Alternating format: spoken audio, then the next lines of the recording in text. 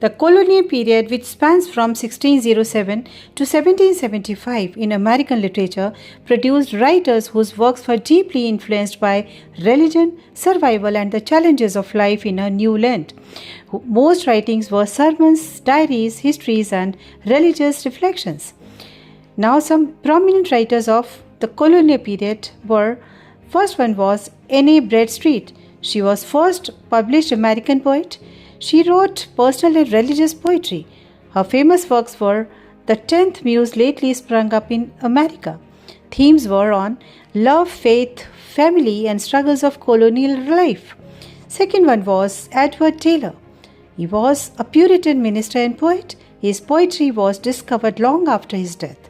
His famous works were preparatory meditations. Themes were deep religious devotion and spiritual struggles. Then Cotton Mather. He was an influential religious leader. He wrote more than 400 works. Famous works were Magnalia Christi Americana. He focused upon Puritan history, theology, and morality. Then Jonathan Edwards, one of the greatest American theologians. He was the key figure in the Great Awakening. He was famous for Sinners in the Hands of an Angry God. Themes were salvation, sin, and God's power. Then Benjamin Franklin. He was a writer, scientist, and statesman. His famous works were the autobiography of Benjamin Franklin. He also wrote Poor Richard's Almanac.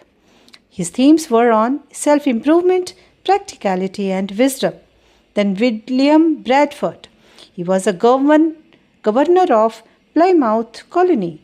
His famous works were Of Plymouth Plantation. He describes early colonial struggles and religious faith. Then John Winthrop. He was the first governor of Massachusetts Bay Colony.